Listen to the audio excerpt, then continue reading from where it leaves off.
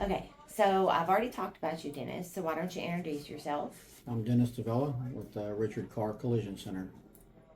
Okay, and tell me a little bit about why you got into collision. So, at a young age, I was interested in vehicles and cars and working on cars at a young age. And in my hometown, we had a vocational school for auto body, which gave me the opportunity to learn about vehicles and learn how to repair them and get my career jump started into this industry. Okay, so you are on a council. Can you tell us about that? I'm on a national business council with Exalta that actually gives us a lot of intel on learning about repairing cars properly, staying up to date with all the latest technologies to be able to fix cars properly, as well as help us stay profitable. So, it's a big asset into where we are today.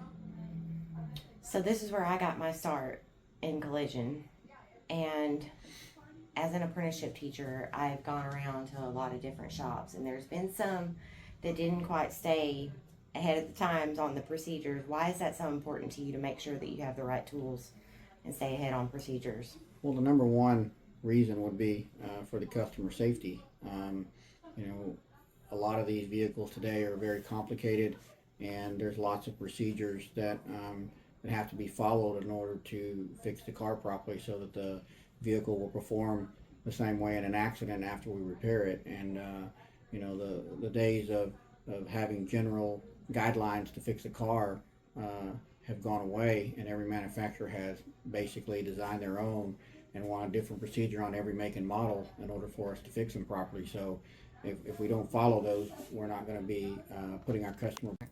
So without being able to follow all the procedures that we need to, we're not going to have a safe and proper repair for our customer.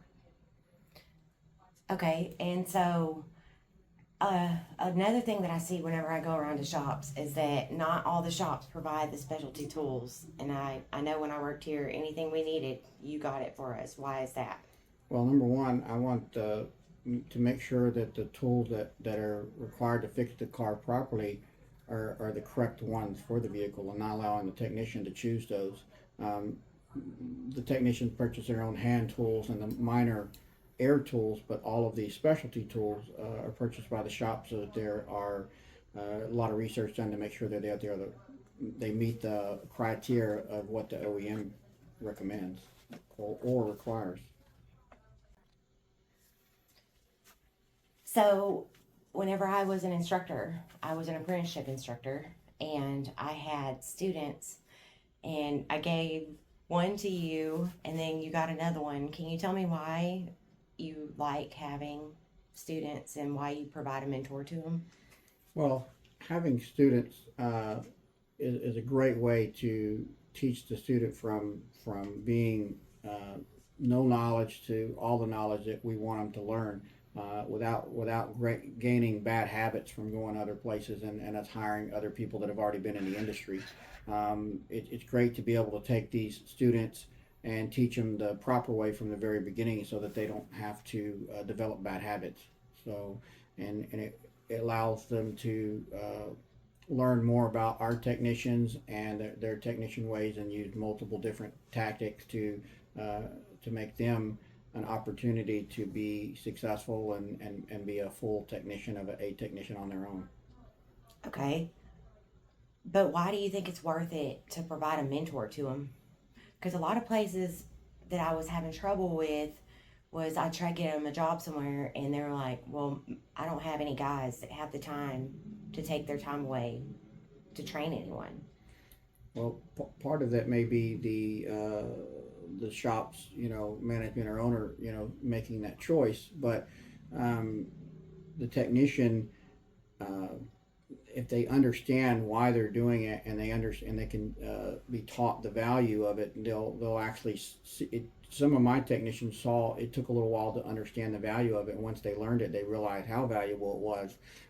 It was just a matter of coaching them into understanding it. Also coaching, making sure that from a management level, for me, I realized that it might cost me a little money up front to pay the technician to hourly to learn, but after that he learned where he belongs, and then now I'm bringing my own tech in, and basically I've now earned my money back from what I lost in advertising and trying to train somebody else that basically doesn't have the experience.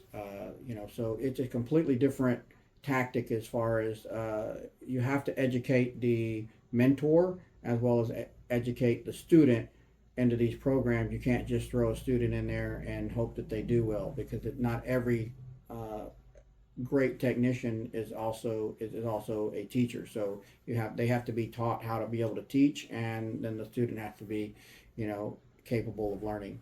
So Okay, and you still have both of those, correct? I sure do. Now, how long have you had the first one? It has been about almost 3 years, probably, real close, 2.5, 3 years. I think he started in the fall of 22, so 2 years. Maybe 2. I thought it seemed like it was longer, but It does seem like it's longer, doesn't it? And the other one you've had a year, right? Hayden. October, yeah. So it's been a year and a little over a year. Yep, I believe so. And you plan to keep them? Yep.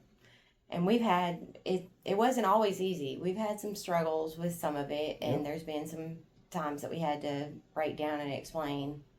Right? Yep. Not every mentor relationship is long. It's not, and it goes back to, rethinking the learning process for both the student and the mentor. In our case, it was a combination, and it wasn't all the student. It was a little of both, and we just had to regroup and reset the guidelines straight again, and now we're on track and everything's great.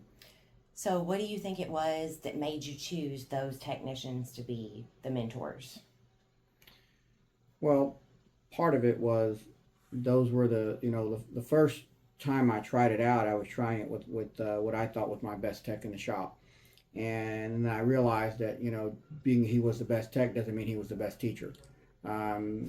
So once I figured that out, it took me a while. That's the one we had trouble with, and we had to realize that we had to spend more time working with the actual mentor to understand that there was things that he needed to understand how to teach, that it wasn't his way or the highway, that he had to understand the learning process that a student goes through, and help him develop those learning skills, and not expect so much in the early going. The second one that I did was a lot younger generation, and he hadn't been that long before he was in that same position at one point, so it was easy for him to teach, and he caught on a lot smoother with teaching, and that relationship went well, and the student is extremely doing a good job, really good job. So if you were to advise someone on how to pick which technician in their shop to be the mentor, what would you say some of the characteristics of that are? Well, I at this point, the younger technicians seem to were better, and simply in this case, and it may not be in all cases, but in this case, because they were recent graduates of the school program at TSTC, and so they knew what the student was going through. They understood the process, and so they knew how long it took them to get where they were, and they didn't have that program when they were there. So now they got to see what was happening, so they were able to get this new student to a place faster than where they are today than what they had to go through. So it was an eye-opener for them, and it was easier for them to help. So you keep talking about him being a newer technician. How many years of experience would you say that a training technician should maybe have? Does it matter, or how would you define that? So I would say each one has different timelines based on how well they progress. Not everybody progresses the same, and there's no right or wrong. It may take a technician 2 years to go from a helper to an A tech, and it might take them all the way up to 4 years before they become an A technician, simply just because it takes them longer to understand and process different things. There's nothing wrong with that. It's just that everybody's different. Some people learn faster. Well, that younger technician that you're talking about as the mentor, he's a little bit of a special case, isn't he? Yep. Can you tell me a little bit more about him and how he got in here? Well, yeah, he started from sweeping the floors. right out of high school, and decided he wanted to go to TSCC and go to the auto body program. And while he was doing that, he was working here. I had him sweeping floors, had him training in different aspects of the job, and throughout his entire time, there wasn't really a program for that time, but he was working with us, actually watching and learning, and he would do minor things with the technicians over the period of the time he was in there in the college. And when he came out, we gave him multiple options to decide what he wanted to do. Did he want to write estimates? Did he want to, fix cars? Did he want to? And he chose to come out, start writing estimates, and learned a lot from that. But then soon realized that he really wanted to fix cars. That was his passion. So he moved from estimator to out to the body technician, and became a helper, and did that for a very short time, and became an A technician shortly after that. Now, he's done a lot more departments than that. Can you tell us what all departments you tried him in? Well, he done multiples. He tried to scan vehicles. He tried to, he helped with the parts department. So, all of those things were learning for him. And by learning all those other departments, I feel like just made him a better technician, and that was part of it. So when I came my last semester of school and decided to work here, another problem that I've had, it's not often we get female students, but we do, and it's actually becoming more popular. And I came here as a female student. I have a lot of problems with having shops hire females. Why did you take a chance on me? Well, I'm not looking at your gender. I'm looking at, are you capable of doing the job? And, where I needed you, you fit the criteria. I needed somebody that paid attention to detail. To me, I had you in a job that was pre and post scanning vehicles, doing pre and post measuring, and helping with some blueprinting processes. And during those times, those are somebody that takes attention to detail and actually see all those things. The scanning portion of it and calibrations that we were having you do are very critical, and not just anybody's able to do those to know that my customers are leaving here with a safe and proper repair. So that was my whole thought process there, and you fit those criteria, and that's why I hired you. Now, you were one of the first people in this area to start doing this. This was about 7 years ago, and now we have scanning companies all over the place. What really got you into making sure that you did that pre-measure and that pre-scanning? Well, my biggest learning for that was going to my national business councils, and at that time, my facilitator was Mike Anderson, and he is such a wealth of knowledge for these things, and he was able to share all those things with us, and give us the importance and why. And he gave us a lot of different reasons why. He took us, we actually went and visited some training centers with cars that were getting pre and post scanned, and gave us a lot of tours of the reasoning for it. And it was a real eye opener for us. And when we saw how valuable it was, and that made us want to, me and all the other people in the classes, that we want that for our customer. We want to know that our customer has a safe and proper repair when we're done, and the car is being fixed right. That we're putting all the calibrations back in that required. So it was a big deal. And some people don't do it because they don't know. Others just choose not to because it's the easy way out. Whichever it is, for me, once I found out that that's what needed to be done, I was wanting to be more and more involved and actually do that for my customer, no matter what it took. So that's where we're at today. So you talked a lot about the pre-scanning. How about the pre-measuring? There's a lot of people that still don't think that that's important. Yeah, it's still important to pre-measure, and going in and checking this up front really helps you find a lot of the damage. There's not many systems out there now that are set up for pre-measuring. As far as equipment companies, the one that we had went out of business, and so there are other resources for that. But there's other ways of measuring the vehicle that can be short and simple. For the most part, to get you more accurate, if you pull the specs and do that, and it'll help you write a more accurate estimate. So I talked about it on my video. The system that he's talking about is Matrix. It's very unfortunate that we're not going to update that software. Somebody should probably pick that up and do that. There have been times, have there not though, that we've caught that maybe we didn't take the time to set up and measure in certain places and it ended up biting us? Oh yeah, definitely. And we've had to go back and take something completely back apart and straighten something that had no visual damage, but it was only off because of the measuring system was the only thing that could tell. I remember one specific instance. We had a vehicle that was sideswiped all the way down the side. It was a Yukon XL, and we sent it to get aligned. And our A-Tech was out of town at the time, and his helper was finishing it up, remember? Mm-hmm. And we sent it over there. We did not know until the wheel alignment, and then the wheels wouldn't align, and there was a kink in the frame. Yep.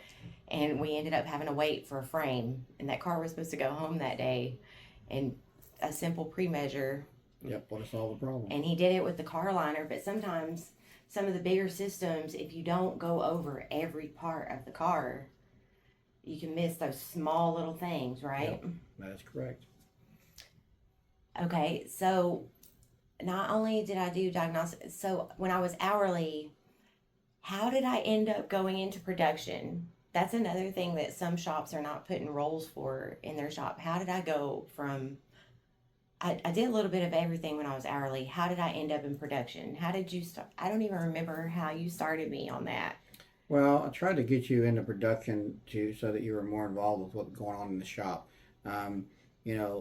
There's always a value with that, and where you were at, you had a little bit extra time, so I was trying to utilize that in you understanding the volume of the vehicles coming through here and how important it was to get them in and out, and having somebody go around and actually help work as a communication piece between the technicians and the estimators. Actually helps the speed of everything go through and not get any lost communication in between where things are not getting done because somebody thinks they're waiting on the other party and that's not really the case. Do you think it helped or factored in at all that I had some collision knowledge because I was a trained technician? Oh yes. So do you think that makes a difference? Yes. So would you say that maybe it should be somebody that's already in the shop, that might be something that a technician that is starting to fizzle out and kind of wants to change careers, would you say maybe that's something that they should look into, that might be an interest for them? I think it could be, yes.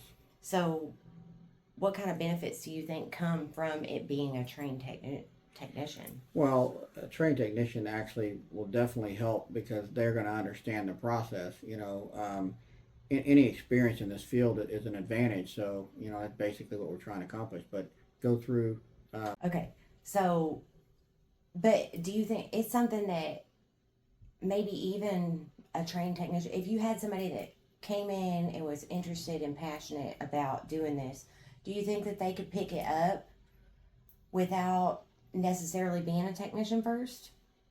Yes, there's lots of ways to learn the position, and it may not be starting directly in that position. It could be another aspect of the view, it could be starting in parts department.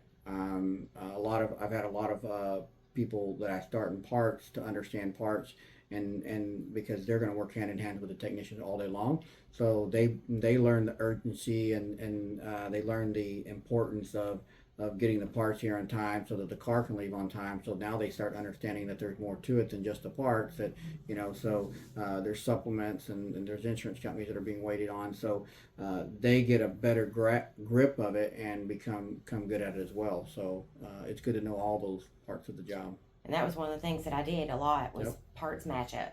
I would go, and the technicians, if they needed parts or they wanted to know where their parts were, I would go and try to find their parts. Yep.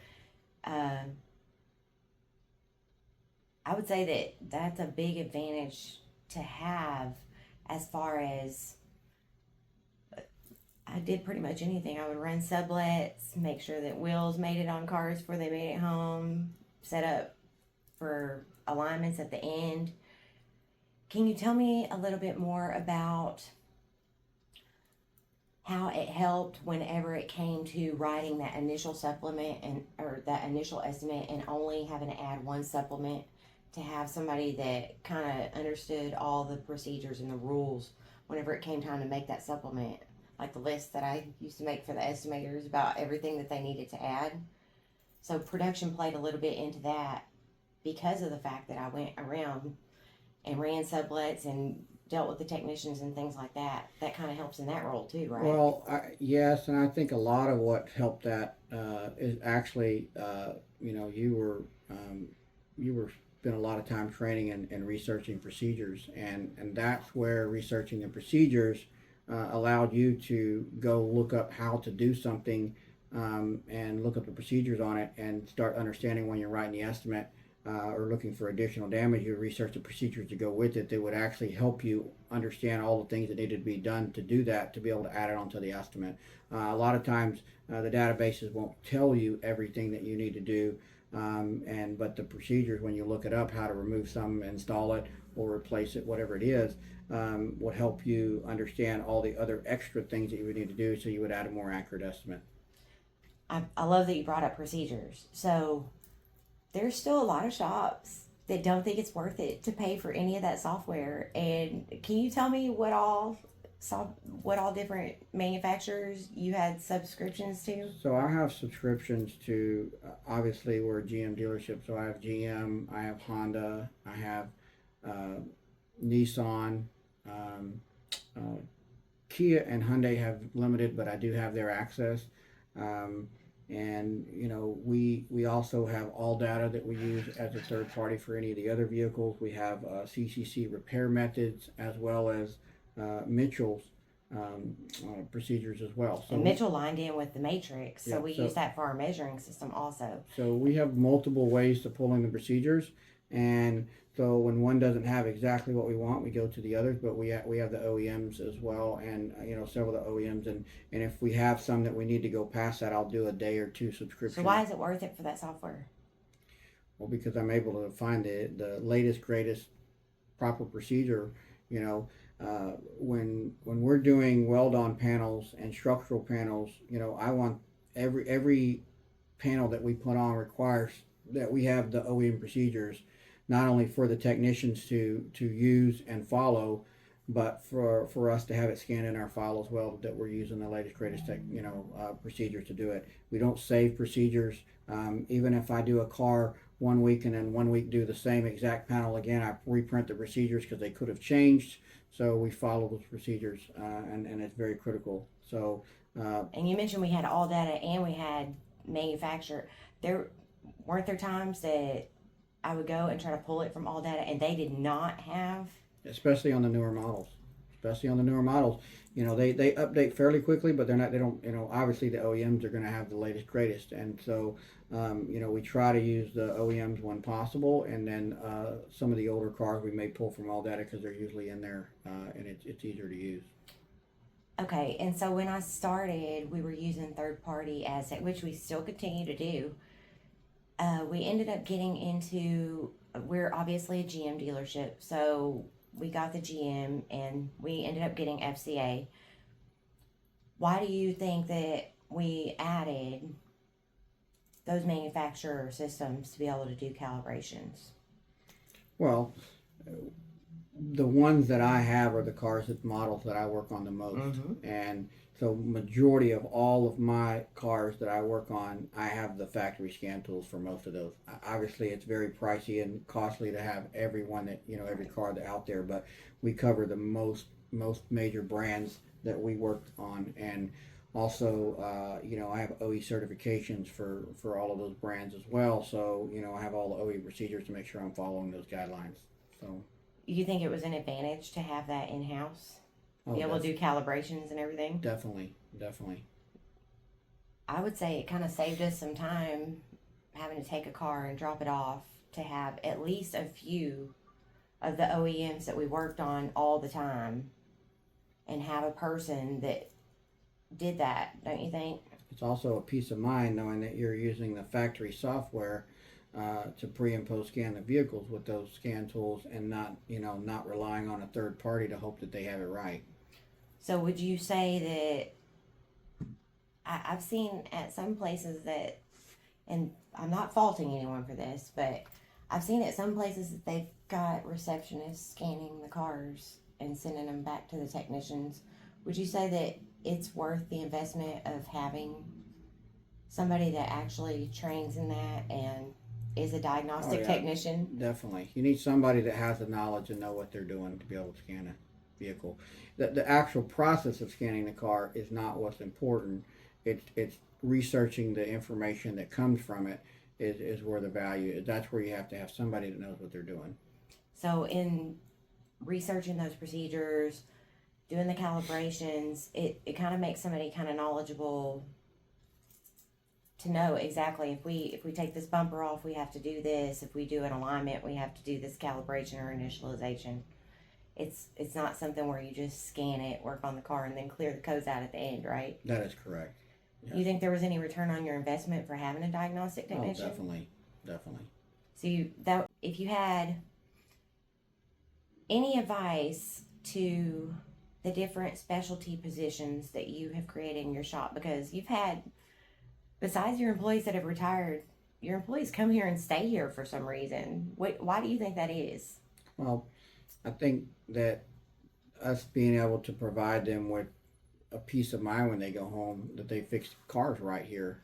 They have no choice. I mean, I educate them and give them the best tools and the best equipment so they can fix the car properly. I don't know why they want to go anywhere else. You know, they like it, and you know, a good team effort keeps my employees here for long periods of time. So one of the things I focus on, Dennis, is shop culture and flexibility and trying to do what we can to retain technicians. One of the ways that I learned that was coming here. You were always pretty flexible about working with people to keep your employees. I think that's one of the reasons that they stay here. What makes you do that? And is there any kind of incentive that you can advise other shops about that you do with your employees? What gives you that mindset? Well, one thing is it costs a lot more money to replace a technician than it does to keep a technician. So even if you replace the technician because they leave, that cost of going through relearning them back into that position, no matter if he's already been somewhere and he's capable, you're still going to have to learn your way of doing things. And at the same time, all of that time and effort that you're going through those processes basically will cost you more money in the end. Every person that you bring in is going to have flaws. They're not going to be perfect in every category. So my thing is you have to focus on their strengths and understand what their weaknesses are so that you can help them work through those weaknesses, because just because a guy has two weaknesses, the next guy you hire is going to have two weaknesses or more as well. So you're not gaining anything. You just have to learn to work around those things, and you're better off keeping the employees and keeping the retention going. So when I worked here, two of the people that were ATECs when I was here, they retired. And I've noticed since I put students in here and I've been coming back to visit, you don't seem to really care whether... I noticed that a lot of shops try to steal technicians, and they're all about trying to go around, and we saw that a lot while I was here. There were people calling here offering your employees jobs other places. Of course, they didn't take them. Why don't you do that? Well, first of all, that's not how I do business, and never. If I'm going to hire somebody, I'm going to run an ad, and if they're going to come over here to it or not. If it's from a local competitor, I'm probably going to call that competitor and let them know that they got a technician looking, and give them the opportunity, as a fair gesture, But for me, I don't. That's not how I want to be looked at and talked about. I want to know that my technicians are here staying. It's not always because I pay them more money. They get offered money all the time to make more money, but that's not. I educate them before they try to leave about that the grass is not always greener on the other side, and I go over all the different aspects of what our company does for them, and the tools and the equipment, the training, all the things that I invest in them to make sure that they're the best of the best. they're not going to get that when they leave. So those things matter to those technicians in the end when they see those things, and that most of them all end up staying. But you've invested so much in them, and they've got other people that are seeing them and going, hey, this guy's already invested all this money in you. I'll give you all this money to come over here. Why do you think they still don't leave? Well, hopefully because of the culture. Okay. And like I said, I noticed that a lot of your technicians, they went to school with me, or they're training up, and you didn't necessarily just take somebody. I always hear, do you know anybody that's got like 10 years of experience, 20 years of experience? And for one, if they're a really good, loyal technician, they're probably not going to leave where they're at. But unless their shop's just not treating them right, what makes you invest? You've got a shop full of young people out here, so you're going to have employees. Like I said, the other two that I worked here with, they retired from here, and they'd been here 15, 20 years. Over 20. Yes, and one of them even, somebody called and tried to steal him from you while I was working here, and he had no idea about it, but they called you directly and tried to get him. What do you think, for those that are only looking for somebody that can turn 150 hours a week or 100 hours, whatever it is, I try to advise them that they would be better off getting someone that's a little bit fresh and training them themselves. What do you think the benefits of that are? Well, it's just like from before, from the very beginning. You're training them to your culture, to your needs completely, versus going in and just getting a guy that's just going to make money for you only, and then somebody offers another $1 an hour, and then he's down the road again, and then you got to live with all of the mistakes that he left behind, or whatever the case is. So having somebody that is going to fix the car right, and that you can trust that you're not going to have a lot of reworks, that's what's important. So for me, I'd rather train my own people. Yes, you're going to go through times with that. Your shop's not going to perform as well if you're short on technicians, and you're going to have to live with that a little bit, but you're going to make it back up, and it's going to be worth it in the end.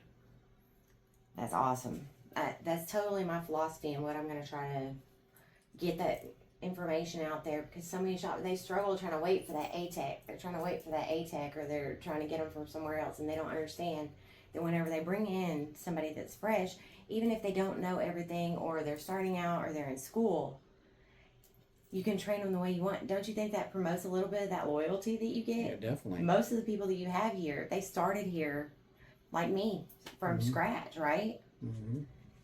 So in doing that,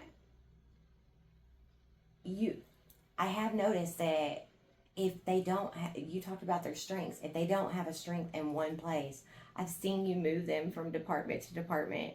You usually try everything you can before you let them go, right? Oh, definitely. Yeah. What do you think that is the advantage of that? Does that ever work out? Yeah, definitely. Sometimes it's not even that. Sometimes they don't even have to move departments. Sometimes they just move the way they're doing things into another pattern. I may take a technician that was taught one way by one technician and try to retrain them into another way that another technician thought was a better way, even though the mentor likes to do it one way, and find out that that worked better for them. Sometimes there's two ways to do stuff, so that's why we try to give them another opportunity. Basically, give them every opportunity they can to stay. Awesome. So the last thing is, you and I have been talking about some different things like contracts for employees and stuff like that. Do you think that there are lots of opportunities in our industry to be able to retain these technicians that aren't being explored, that are worth being explored? I think so, and contracting a technician is something that I think is something that may become more and more valuable in the future. Especially for shops that have a lot of OEM certifications, and the OEMs require a lot of OEM specific training. It costs the shops a lot of money for those things, so they have to make sure that they protect their investment. So I could see in the future where technicians will probably be signing contracts. Some technicians, maybe not all, in order to work somewhere. I couldn't afford my ICAR certifications, and I came to you. What made you offer to do that for me? because I was looking at the long-term value, just like what we were seeing before. I wanted to be able to, I'm helping pay your for all the training that was required for my car, so that you could come right in my shop and already have your certifications, and help you, we help each other, actually be a better fit, so it was a value to me to keep you up. And we did that under a contract. There's ways to work that, right? Yes, so, because I would have spent all that money and having you retake it. Instead, it was easier for me to pay it that way. Okay, I know I said final note, but so the students that you got from me, they were from the collision engineering program. Can you say a few words about the collision engineering program and what you've learned from them and what you think about them? I think that the collision engineering program was great, and it was something that TSDC locally needed for a long time, in order to allow the student to come spend more time in the shops and work in the shops, and not just wait till they're out of school to work in the shops. The first time I had visited Rankin College to go through their program, it was very impressive for me. So when they found, it was a little hard for me to send my students all the way to, St. Louis and train and come back. So when TSTC offered the program locally at our college, I thought that was the greatest thing ever, and that's why I wanted to be a part of it right away. That made me think of one more thing. So another thing that I push is shops being involved with their schools that are local. You're on the advisory board of your local school, aren't you? Yes. And you try to be vocal with that. What Yes. do you think that you get out of that? At one point we were more involved with the curriculum, and we used to review it and go through it and help be a part of it. We haven't really done that in years, I feel like, but maybe. So you think that's something that schools should make sure that they do, and shops should become more involved in that, right? Oh, definitely. They need to be listening to what we're doing out here. They need to know what we need in a technician or an estimator. They need to know what we require to hire somebody and to keep somebody, because without those things, if they're not teaching the right direction, then it ain't helping their student at all. So now I do notice though, you're on that advisory board. It seems like a lot of your shop out there seems to have come out of that school. So obviously you built some kind of pipeline. yeah, we've got a lot of our students have come from there. So, and there's a. And you think that has anything to do with your involvement in the school? I don't know if it had anything to do with my I involvement. wouldn't say that it was a quid pro quo, but Yeah. I would say that your involvement gets your face over there. It gives you an opportunity to see some of them. It gives the staff time to know who you are and to recommend students to come work at your shop. You've even had employees that have gone to be instructors at TSCC, Yep. and that's one of the ways that they end up coming in here. So that involvement is kind of beneficial, Oh, it right? definitely is. Being a part of the program, and having my name and face out there to them, and knowing that I'm helping support them, I think helps them try to give back to me as well. So that's definitely a positive relationship. There's a I'd meeting. say it helped that you had an employee that you treated well that went to go work over there. So she wanted her students to come work here because she knows how they'd be Right. treated. So that seems to be a pipeline type. It's a pay it forward type thing that you kind of Mhm. started, right? Yep. You had employees that went and worked at the school, and then because of how good you were to me, I knew when I sent my students here, they were going to be taken care of, right? Yep. Definitely. So that's something that shops don't realize the advantage of. That if you get that relationship started, and the way that you treat your employees, that's your legacy, and that follows you, right? Wouldn't you say that? I would say so. Yep. Okay. Well, do you have any closing words for us, Dennis? I don't think so. Okay. Well, thank you so much for your time. All right. Thank you.